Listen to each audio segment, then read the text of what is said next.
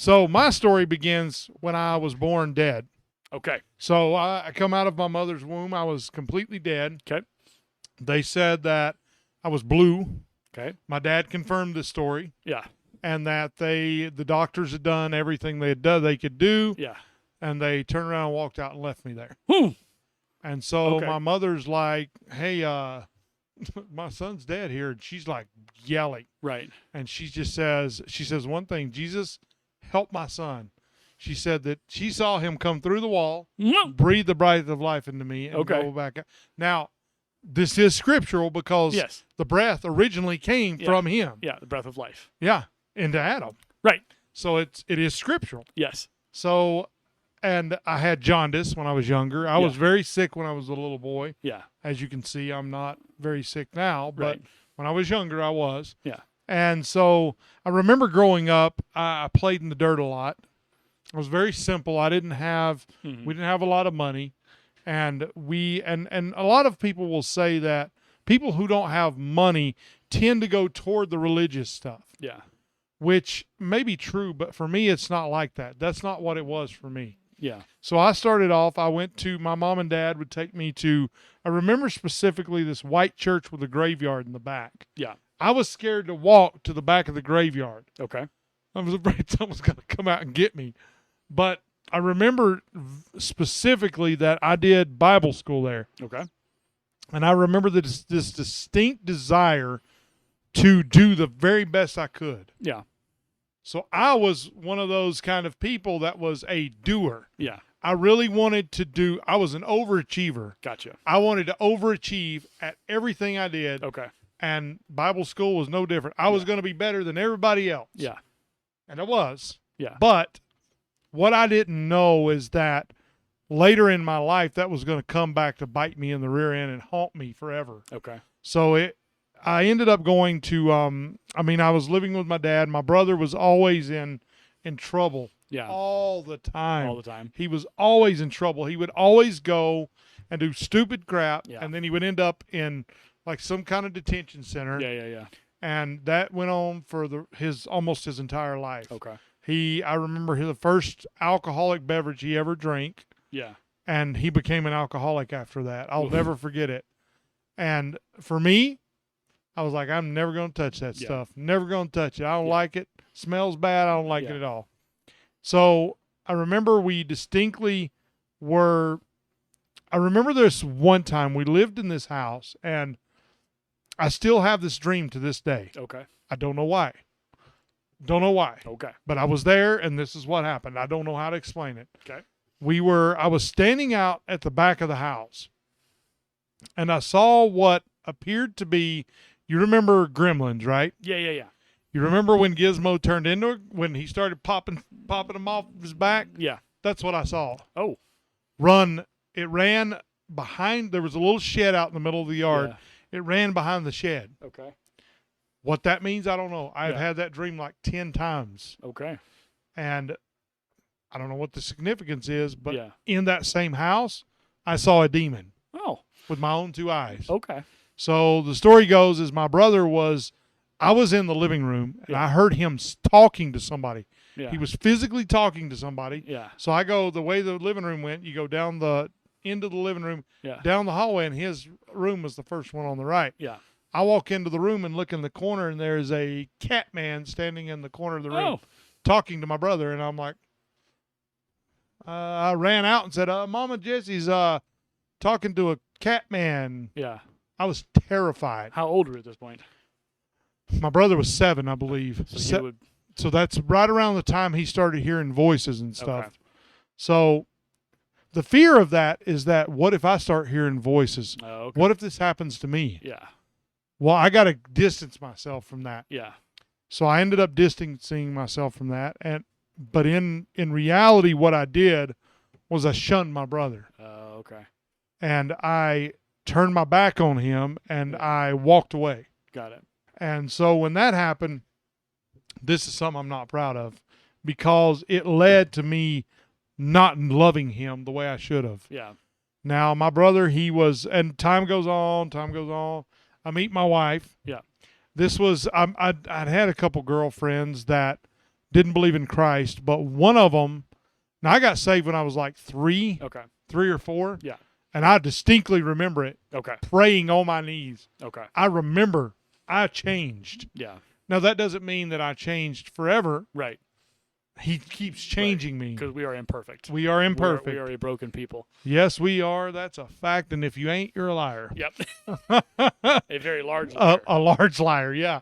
Because God says we're broken. Yeah. So we ended up, I had these two girlfriends, and one of them, the first one I had, ended up cheating on me, and I that broke me. Something inside of me broke me when I lost my virginity at 20 years old. Yeah. Something inside of me changed, not for the better. Yeah. I would highly recommend that you save yourself to marriage. Yeah. That's the way it's meant to be. Yeah.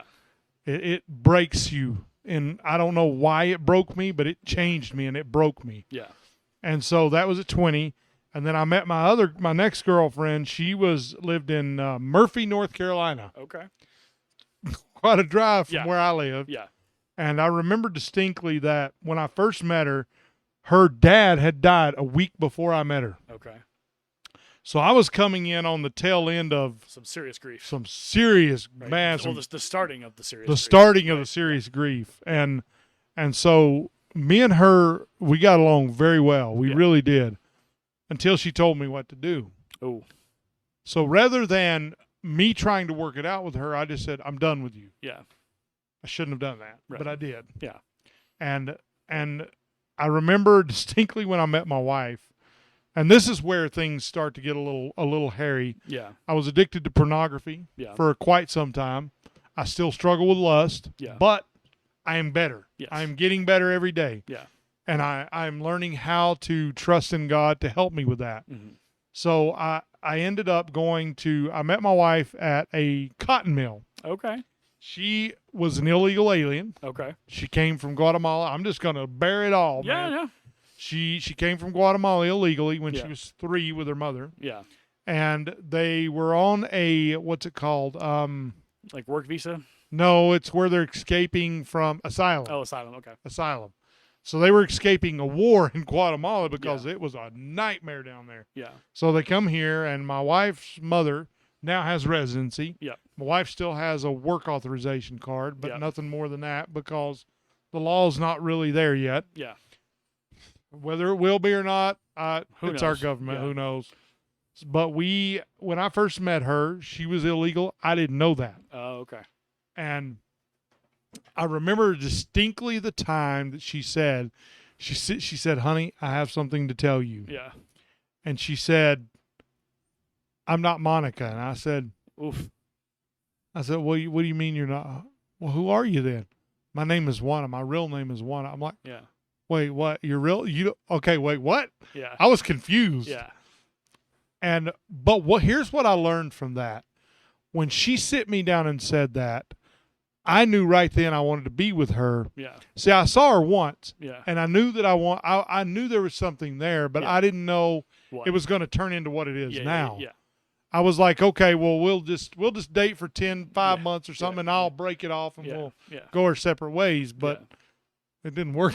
17 years, and we're still together. It's amazing. Yeah, and we ended up, when she sat me down, it showed me two things. Mm. It showed me the character that she had. Yeah. She was doing this because she didn't have a choice. Right. And she also cared for you, to be honest with you. She cared me enough for me to be honest with me. And trusted you with that secret. Exactly. And here's what I said to her. I said, you can't work anymore. Yeah. And she looked at me and said, huh? And I said, well, you're doing it illegally. We can't do that. Yeah. God's not going to bless something Right. if we're knowingly doing it illegally. Yeah.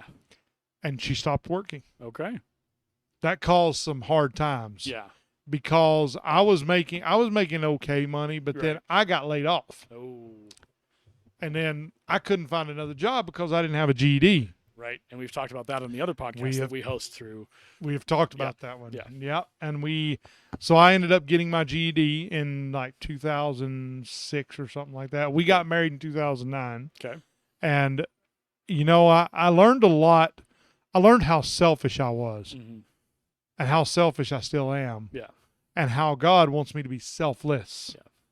And the church, I believe people need to understand that when you are being selfish, you're really telling people that you just don't care about them. There's a worship song, not to us, but to your glory. Exactly. It's not about us. It's about God. It's about his glory and his bringing his message to the world through sometimes just being who you are. Exactly. And that's more powerful sometimes than actually throwing a Bible at somebody or having a whatever, because the power of a living witness is people see that and they go, why are you like this? Is he this? different? Yeah. And they'll ask, like, why are you like that? I'm like, well, it's a God thing, man. I signed up and I like God's my direction. God's my lighthouse. Come on, man. There's the other song. I think it might be Ren Collective. I can't remember who sang it. No, it might be. I don't know who sings it, but it's My Lighthouse. Yeah. And it's the image of God as our lighthouse. Because of our imperfections, obviously, storms are going to come. Yeah. But if we can hew close and stay focused on his light from that lighthouse, we'll get back. We'll get back on the rocks again, and we'll be back with him. Yeah. And we're on to the next thing, and we're on to the next journey, looking for his next lighthouse, the next signal of God in our journey on that path. That's right. Be it seaborne or walking. So when, like, at what point in that journey did your faith become what it is now, or start to trend towards what it is now? When I was probably 42. Okay. So 2 years ago. Okay, because you're 44 now. Yeah. So there was. So I considered myself to be a really good Christian. Yeah. Back in the day, and I thought, oh, I'm just so good. I do the best I can. I try to follow you, Jesus. Yeah. And what I found out was that I was straying away from Him. Yeah. Because I didn't care for anybody. Yeah. So have you ever been around an alcoholic before? Yes. Okay, so my brother was an alcoholic and a drug addict, and I miss you, bro. Man, I miss him so much. Yeah. He taught me in his death more than I ever learned when he was alive. What I learned from him was that when you have the opportunity to love someone, they're right in front of you. Yeah. You need to love them. Yeah. Like, God didn't say, hey, beat this person over the head with the Bible because they're no good. Right. Judge them until they change their ways. Judge them until they beat them over the head till they change their mind. Yeah. He did not say that. Nope. Not in Scripture. Nope. Nowhere is it found. Yeah. And then some people will say, oh, well, we're fruit inspectors. Yeah, but you take fruit inspector and you change it into beating them over the head. Right. So you can't do it. You go from being a fruit inspector to being one of the Old Testament, like, well, not even that, but the guys who went after him, the Pharisees and the Sadducees. The Pharisees, you become a Pharisee. You start, because fruit inspector means, well, there's rules and there's regulations and there's size requirements and there's color requirements. Exactly. And it's just like, well, you're probably just as bad. You're the new Sadducee. You're the new Pharisee. This is not. It's this true. is not 33 AD. This is not 2023. Yeah. Get yourselves out of that setting. But it's that selfish idea of, it is selfish. I know better, and I'm going to use this stuff to tell you why. And it's like, no, that's not how it works. I'm going to use this stuff to tell you what to do. Right. It's like, no, you need to walk alongside them and live life with them. That's the key. Yeah. And so that's what I found. Yeah. But it was only after he died that I learned that. And I still struggle with that. Yeah. Because it was so ingrained in me that the selfishness that I had, I wanted what was good for me, and I didn't care about him. Yeah. But now, I don't feel that way now at all. So my brother, he ended up committing suicide when he was 33 years old in 2015, April 2nd. I'll never forget it. It's my birthday. It is? That's exactly when he did it. Okay. And so I remember one of my friends on Facebook said, hey, something bad's happened at your dad's house. Well, I was like, oh, crap, my brother killed my dad. Right. That's the first thought that went through my head. Yeah. But then I found out, I called the house and nobody answered. I'm like, well, why ain't nobody answered? Yeah. I found out my dad was with my godfather at the Huddle House in Clayton, Georgia, having a discussion with him because my brother had committed suicide. Jeez. So when I had the church that I had at the time, they prayed over me. Yeah. And I said, I had this deep desire to help my dad heal as quickly as I could because I was only going to be there for 2 weeks. Yeah. I had to work quick. Yeah. And so I go there and I said, Father, look, if it's your desire that I help to heal my dad, make it happen. Yeah. Because I gotta help him heal. But inside, I was tore all to pieces. Yeah. So I was kind of being strong for my dad. And so I ended up going and I cleaned my brother's blood. I will never forget cleaning his blood off the carpet and off the wall. I will never forget that as long as I live. That's intense. And when I walked in the room, it was like a darkness, man, this. I can't even describe what I felt. Yeah. Like an emptiness and a darkness that I felt that fell over me. Yeah. But I said, God, I'm trusting you to help me with this. Yeah. And so I went to my dad, and my dad said, son, if it wasn't for you, I probably wouldn't have made it. Yeah. That meant everything to me, man. Yeah. And so we ended up, I got back home, and I believe he gave up at that point. Yeah. He was never the same. Now, me and him talked every day. We played the video game. Me and him weren't very close when I was younger. Yeah. Me and my mother were really close. But I spent my entire life working to please my parents. Yeah. I always did that as hard as I could do it. Yeah. I never cussed them. Yeah. Ever. Yeah. I never did. Because my mom would have beat the crap out of me. You would, the consequences would be immediate. Woo! They would have been right then, man. Yeah. But, I think it was because of my mother that my faith is what it is. Because I saw her work it out. Yeah. She would take clothes. Yeah. And she would take them to like these homeless shelters. Yeah. And give them out to people on the streets. That's what I saw in my childhood. Yeah. And so it created something in me that I didn't know that's starting to grow now. Yeah. Now. I mean, that's like 30 years ago, but it's now growing. Yeah.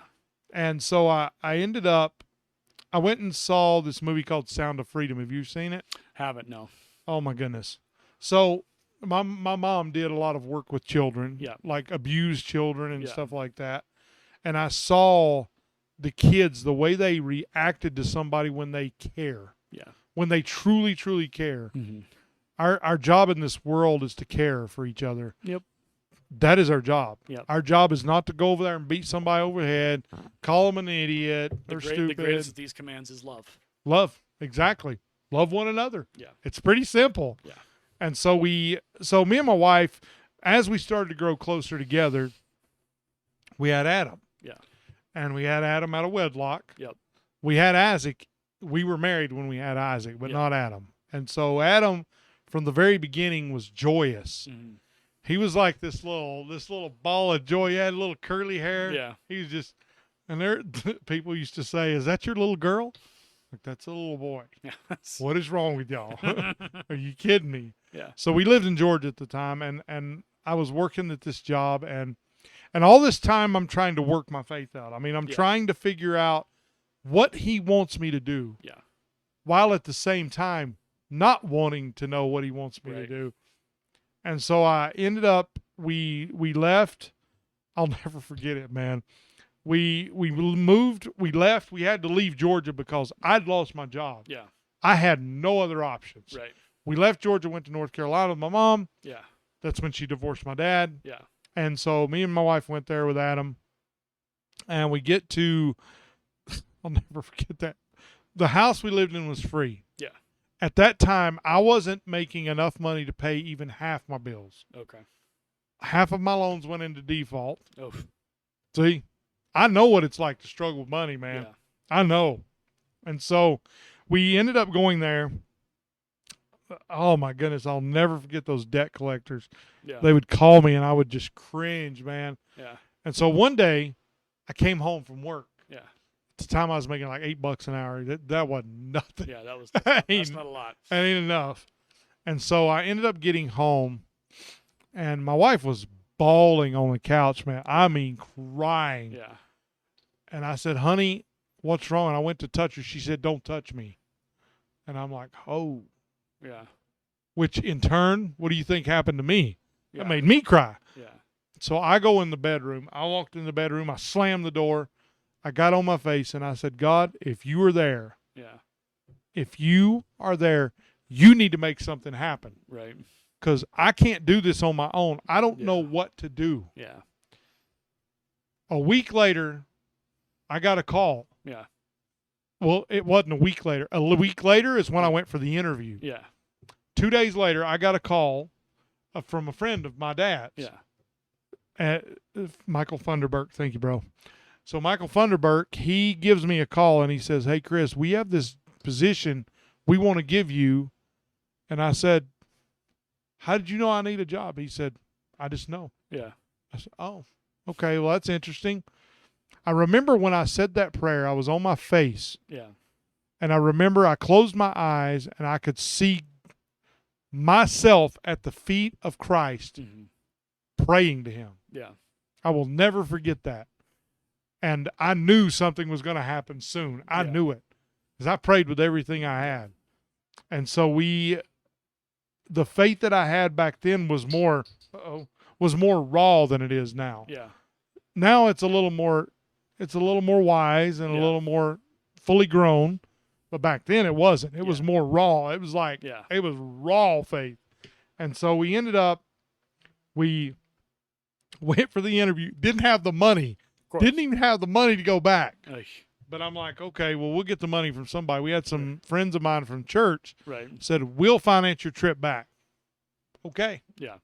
So at that point, I decided, okay, I said, "I'm going to go, honey. I'm going to find out where this goes." Yeah. I went there. They called me the next day and said, the job is yours. Wow. Come on. Wow. We left the end of the week. Wow. So within a week, you had a job. We were in Georgia. Jeez. We moved in one day. We went from there to Georgia. Wow. That quick. And so, because me and my wife, when we move, it's one day. Yeah. There's no 2-day business. Yeah. We move in one day. And so because me and her have always worked good together. We've always done that. And so we ended up going back to Georgia. We met with this lady named Mildred Rogers. Okay. Rest in peace, girl. I love that woman. She was a great person. Whenever we needed a house, guess what? She had one. She had one figured out for you. We go there, and I went up to her house. I said, "Hey, Mildred, how you doing?" Blah, blah, blah. Like, "Mildred, do you have a house?" She's like, "Chris, you couldn't have come at a more perfect time." She had one right They there. moved out last week. Like, are you serious? That's amazing. So we got in the house. She charged us, I believe it was $400 a month for everything. Okay. And so, which at that time was a great deal. Yeah, pretty good. So we ended up going from that point. We slept on the floor for like 3 weeks. Right. 3 weeks, literally, we were sleeping on the floor. Went and got a mattress. I'll never forget that junk. I went and got a loan on the mattress. Yeah. Paid it off. Yeah. And I told her, I said, "Baby, everything's going good now. Everything's going good." Year and a half goes by, and I get this. When I get to work, they're like, "Hey, Chris, they need to see you in the office." Oh boy. And I was good at what I did. Yeah. I was good at my job. Yeah. And so they called me in and they're like, "Chris, we're sorry, but we got to let you go." And I'm like, "Well, why?" I'm confused, bro. Why? "Well, the company's been bought by another company and they're laying a bunch of people off." Oof. That's the truth. Oof. And I said, "Oh, crap. Now what?" So I went back to North Carolina again. We are not going to get into the details of that. I hate North Carolina because of that. Okay. So That's fair. But I mean, we ended up, when we went there, I put in my resume, that's actually where I started college. Okay. Was in North Carolina. And I found that I had a talent, a gift for college, that I was good at it. Yeah. But I failed. Yeah. I got to algebra. Yeah. And algebra just completely butchered me, man. Yeah. It's rough. I hate algebra so bad. I don't like it any more than you do. I passed it the second time. Okay. But barely. Yeah. So we ended up going to, so once we got back, I remember I was talking to my dad a lot at that time, and my brother was going through all kinds of crap right around that time. It was right before he killed himself. It was so bad. And we ended up, me and my wife had been telling me, I mean, we went back to North Carolina, came back to Georgia like 3 times. Yeah. The last time we came, I said, "Mildred, you got a place?" "Yeah, it's up here living underneath me." So we ended up living under her, and then we ended up living in another house of hers, a little bit away from her house. Yeah. But we were living in that house. I was working for a company called American Woodmark at the time. Okay. And American Woodmark, in case nobody knows, they make cabinets. Yeah. like really high-end cabinets. They charge a fortune, and they're very well made. Yeah. Shout out to O, my buddy that works there. He's worked there for I don't know how many years. Yeah. And so we ended up working there for, I think it was about a year and a half. It seemed to be about my time frame of working at a place. Yeah. And so we worked there for about a year. I worked there for about a year and a half. And my wife had been saying, honey, we need to go to Colorado. Yeah. Honey, we need to go to Colorado. Yeah. Stuff is just not moving here. And it was because of her paperwork, her papers. Yeah. Because at the time she was illegal. Yeah. So we ended up going to, I'm like, God, I don't care what you do. I'm not going to Colorado. No. Well, when you tell God no, he's going to say, I don't care what you say. I said to go. Yeah. It's like telling a toddler no. I'm doing it anyway. They're going to do it anyway. So I want to pause. I think I just compared God to a toddler, and I really don't want to be doing that. No, we don't want to do that. No. God is far from a toddler. No, yeah. But anyway, yeah, you tell God no, he's like, okay, cool. Yeah, we'll see how that goes for you. Right. So we ended up, what happened, what followed, looking back, was the guiding my every step. Yeah. Because I, at the time, didn't want nothing to do. I'd flown to Colorado, and it was freaking knee deep in snow. I'm like, I don't want to be here. Yeah. Georgia, it rarely snows there. Right. Freaking knee deep in the middle of December. Are you kidding me? So we ended up, so I tried to put it off as long as I could. Yeah. At one point, we lived in Rolling Hills in Clarksville. Okay. I believe was the name of the road that we lived on, and the power got shut off. Okay. We had no money. Yeah. We had no way for anything. It was me, my wife, my brother-in-law, and Adam. Yeah. We were living together. And we had no money. Yeah. I mean, nothing. Yeah. We had one outlet in the house that was tied in to the other house to where we could plug the refrigerator in. So, man, I know what it's like to have no money. Yeah. I know so well. And so I'll never forget that. I praised God for like a week on that one, man. Yeah. And so we ended up leaving there, and it wasn't on good terms. Okay. We just had to leave because we had no money. Yeah. And so we ended up moving back to Mildred, and that's when we went in the last house we lived in Georgia. So we lived there, and that's where I started to notice that I had like this love for electronics and like networking stuff. Yeah. I decided one day, I'm like, you know what? Because I'd worked with my dad on some things, and I had this satellite dish, and I said, I wonder what, you remember those little USB for the Wi-Fi? Yeah. I said, I wonder what would happen. I couldn't get Wi-Fi on the other side of my house. I'm like, I wonder what would happen if I would take the satellite dish, take that little USB drive and put it on the end of that and point it down the hallway. Yeah. Well, it gave me full signal. I'm like, okay. Did not know that would work. You jury-rigged your way through it. So at this time, my wife is telling me, hey, we need to go to Colorado. It's time to go. Yeah. Nope, not going to Colorado. Not doing it. Yeah. Nobody's going to make me go. Yeah. So the car that I had broke down. Okay.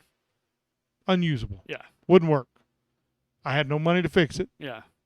My dad says, son, I got a Ranger. I'm going to give you the Ranger. Okay. Gives me the Ranger. A week later, it broke down. I'm like, what in the crap is going on? Right. And it was one night I was going to work. I was about to go to work. And I got in the car and went to crank it, and it wouldn't crank for nothing. I rolled it all the way down the driveway because the hill was like that steep. Yeah. That's probably like a 30, 40-degree angle. Yeah. I rolled it down, wouldn't crank for nothing. That thing would not crank. Good Lord. I remember I took this deep breath and I said, okay, if this is what you want me to do, I'll go. Yeah. I don't like it, but I'll go. But I'll go. Yeah. And so I'll never forget it, man. We left Georgia. My dad was horrified. He didn't want my boys to go. Yeah. And because at that time, Isaac was little bitty. He was like less than a year old. Yeah. And so we left Georgia with $200, the clothes on our backs, and I had a computer. Okay. That was it. Oof. Nothing else. Yeah. Came to Colorado. I hated it from the very first day. hated it. Yeah. Oh, I hated it. And at this time, God was trying to say to me, hey, I'm trying to grow your faith. Yeah. You need to listen to me. Yeah. And all I kept saying, why you keep doing this to me?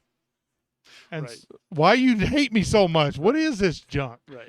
And so looking back, it's hilarious. Right. At the time, it was terrible. At the time, it was terrible. It's hilarious now. Oh, it's hilarious now. And so we ended up going to, at one point, I ended up getting into the place to where I said, okay, Lord, you want me to do something, I'm going to do it. Yeah.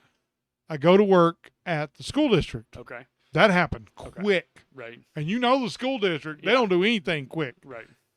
I ended up getting the job quick. They called me in, and they were trying to intimidate me. And you know what? I looked at them, and I said, I follow Christ. Yeah. I love Jesus. Right. And that's it. Yeah. I know that anything you got here that you have, I can learn it. Yeah. I don't know why I said that. Right. I was petrified when I left. I'm like, oh my goodness. I just told him I could learn anything. Yeah. But in reality, that's the reality of a Christian. Yeah. We're lifelong learners. We are. Yeah. God is the creator of the universe. Yeah. Why can he not teach us what we need to know? Yeah. Well, that's what happened. Yeah. I ended up going into HVAC controls. Okay. You weren't there at the time because that was a long time ago. And I remember Rick, whatever his name was. I can't remember his last name now. He was the guy that I took his place. He was retiring. Yeah. I had about 6 months with him. But I was one of those people, I'm like, no, I'm going to go off on my own. Yeah. He's being too slow. Yeah. So I ended up going off on my own. I actually learned a lot that way. Yeah. And so I got really good at HVAC controls, and I was doing like door stuff. I got really, really good at that. Yeah. And so, the friends I made, man. Yeah. The friends I made in the school district. Yeah. I didn't want to go there. Yeah. But some of the friends I made 13, 14 years ago, they're my friends to this day because of that. Right. And if there's one thing I can give somebody, right, man, when you get given an opportunity, lean into it, man. Right. With everything you got. Give it all you got. Yeah. And so after that, God is trying to grow my faith. Now, mind you, all this time I'm trying to do. Right. Rather than just love, I'm trying to do. I'm trying to get his approval by doing things. Right. Rather than it being by grace and love from him. Yeah. So it took me a long time to learn this, man. Yeah. Don't hate, y'all. Yeah, it's not you don't get into heaven by acts or works. No, you don't. It's not how that's. That's what I thought though. And so I ended up. So I got on this tangent where I was studying Scripture like fervently. Yeah. I read the Bible 3 times. Okay. I was heavy, man, heavy. I read a lot. And it wasn't at that time that I learned what I needed. Yeah. It was later. Yeah. All of those things that I learned earlier were embedded in my mind and my heart, and I didn't know that at the time. Yeah. And so I started seeing these little things that God would show me, like, hey, Chris, you're lustful. You need to take care of this. Hey, you're selfish. You need to take care of that. Yeah. That one I still don't have rid of. Yeah. Selfishness is a rough one. Oh, but it's a human condition. It is the condition, that's for sure. Yeah. So we ended up, at this point, I was like 33 years old when I started the school district, or 30 or something like that. And I'll never forget the day when I decided I was going to go into IT. Mm. I met a man named Toby Gertch. Okay. I don't know if you know Toby. Mm-mm. Oh, my goodness. Toby, shout out to you, bro. You're one of the finest men I know. Toby recognized that I wanted to learn IT. Yeah. And I kept going over to the district support center. Yeah. I actually got in trouble for it like 5-6 times. Yeah. And I would go over there and I'd stay over there like 3 hours just talking to him about it. Yeah. And my boss would say, where you been? Talking to Toby. Why did you go over there again? Because I'm learning. Yeah. Because my job had to do with, okay, the lights are blinking. That's something else. Yeah, that's new. So we ended up I ended up talking to Toby a lot, and he says, I'll tell you what I'll do. I will teach you the basics of what I know. Yeah. And that's what I'll teach you. Yeah. And if you want to know more, you can learn it. Yeah. Okay. So for four or five sessions, he gave me lessons on basic networking. Yeah. And I said, this stuff is crazy cool. Yeah. I said, you know what? I'm going to just go to college on it. Yeah. So I talked to God. I said, Lord, what do you think about this? Do you think I should go to college? And he didn't say anything, of course. Right. But I ended up saying, you know what? I'm going to do it because I feel like I need to do it. Yeah. So I went to college, got my bachelor's degree in networking. Yep. Top of my class, magna cum laude, shout out. Nice. CTU, let's go. And so we ended up going to, after I got that job, that's when I started to get into IT. Yeah. It was maybe 6 months after that I got the job with IT. They looked at me and they said, man, you are perfect for this job. Nice. Perfect. And this might have been right around the time you started, probably. Possibly, yeah. It could have been. So I ended up starting in IT, but this was right before my dad died. My dad died on December 2nd, 2021. Yeah. I will never forget it. Ever. Yeah. I will never forget that. And that right there, that done me in. Yeah. My dad dying broke me in a lot of ways, even worse than my brother. So we ended up going, after I lost my dad, I was in church at the time, and I just left. I don't know why. To this day, I don't know why. I felt like this horrible pain in my heart, man. It's like a piece of me was gone. Yeah. That piece has come back, finally. That's good. God filled what the part of me that was missing from my dad. And so we ended up going to a company called Leprino Foods. Yep. That's where I work now. And oh my goodness, I get treated like gold there. Yeah. I love it there. I get paid really good. The benefits are good. Oh my goodness, I've learned so much. Well, and so I don't know how much time we've recorded. We've probably been at this for a bit. I don't care. I have to go home eventually. You have to go home. Yeah. I gotta go back home. You live here. That is true. That is true. So I think, like, listening to the story, and it's been a story. Like, it's an incredible journey that you've been on. Yeah. But I think the piece of it that is probably the most important is we need to go to Colorado. We need to go to Colorado. We need to go to Colorado. And you kept not going. I didn't want to go. And eventually, when you finally got here, things started happening. It changed. And a lot of what people like, I've had people say this, and it makes me crazy. People are like, "Oh, I'm just waiting for God to move," and I'm like, "No, shut up. Move with what you like. What you got. What you got. God will move with you if it's the right thing." That's exactly right. People spend a lot of time being expectant. I expect that God will move. Well, guess what? If you're expecting, you're going to get nothing because He's waiting for you to move. You aren't. He's. God is not the marionette player with the puppets moving us around. God is there, but you are in charge. You have a self-determination of where you want to go. And so for you said, okay, finally, I'll go. We'll get there. All the stuff that's happening, nothing's going well, nothing's going right.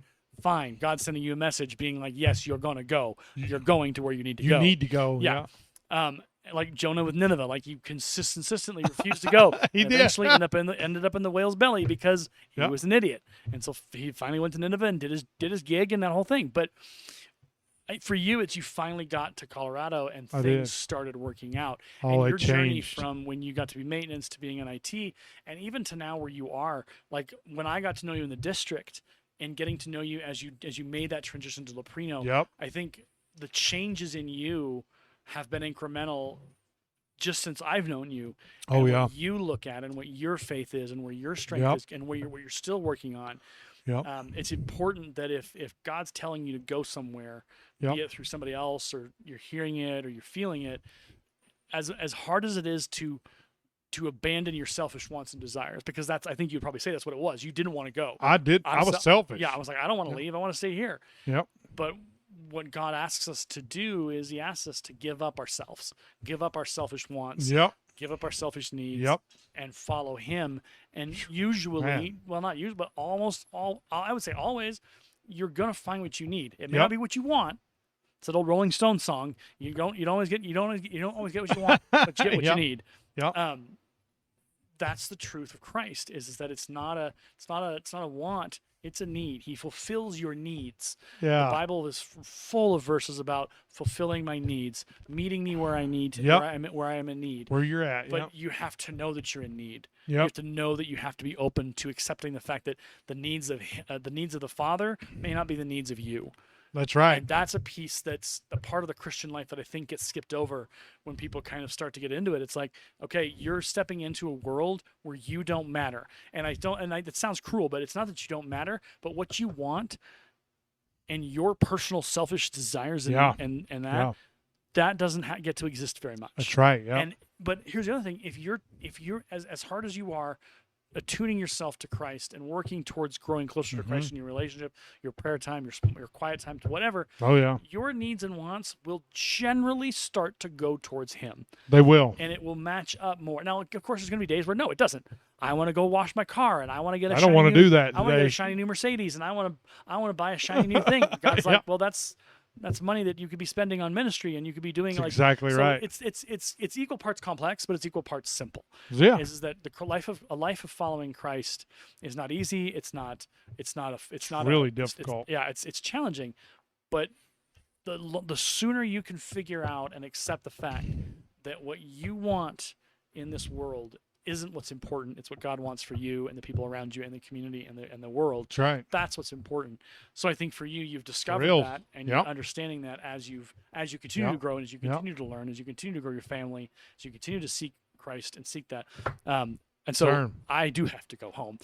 So I think we can end this at this point. Yeah, we probably should. I think we've talked for a lot. You're gonna have fun editing this thing. Woo! But I think that to close this out is that both of our journeys they echo each other in some ways. They do. Like I had to accept that I needed to go somewhere else. I needed to go to a different church. I needed to give up like the fact that I was like, oh, I'm worried that if we leave this church and Vicky's involved, it's going to hurt her. But in my head, I had to realize that wherever we land, wherever Jesus, whatever church we're headed towards, she'll find people. And she did. So you have to accept the fact that, I might be trying to be selfish, trying to protect her, but we're going to find a church that's right for us now. Yeah. I mean, and the church, that Foursquare church we were at was fine. It was a good place for us while we were there. Yeah. And I think we had to be there long enough to figure out that our season here is ending, and we need to find a more permanent solution to our problem. That's right. Yeah. And so for Vicky, she leads music. She's the music coordinator for the church. I do youth work, stuff like that. Like we found friends, we found community, but not only in the church, but also in the school district. Like between you and Vicky and other people, like we found people who are believers and have a similar view on life. It's true. And they're focused on the right things. They're focused on the unselfish. Yeah. And I think that's the thing that if we were to leave you with one thing as listeners, is that a life lived in Christ is one lived for His glory and for His message and for Him to be glorified above all. And it's not easy, but when you get to that point of accepting that, it makes everything a lot easier, because then you're not worried about what people think of you, or you're not worried about having the right friends, or you're not worried about having the right stuff. Like you're focused on living your life for Christ, and everything else comes secondary, because when you can get Christ in the center, when you can get Him to be a part of your road, if you can walk with Him on the road and stay with Him as you go, and stay off those rabbit trails, and stop going detours. to the right or left. Right, stay on that center path. He is the lamp unto your feet, and you will follow Him all the days of your life. And that it's an old school worship song, but it speaks the truth. And a lot of those classic 90s and 2000s worship songs, they're straight fire. Like they're legit, like Refiner's Fire. Take My One Desire, like Reform. Like we might spend an episode talking about like those lyrics and how potent and powerful they are. Potent. A life in Christ is not easy, but a life in Christ is a way to discover what Christ has for you and what meaning He has for your life. So this is your podcast. I don't want to take control, but you can close this out with whatever you want to say. Let's do it. Okay. So Aaron said pretty much everything I wanted to say too. That was actually very good. So y'all make sure you live in peace with each other, love each other. Do not be selfish. Yeah. I know it's hard, but get better at being being selfless, because in this world, selfishness is everywhere we look. Yep. You have been listening to the Mad Monks podcast. Let's go. My name's Aaron. And my name is Chris. Thank y'all for listening. And until our next episode, peace, everybody. May God be with you and also with you. Yes.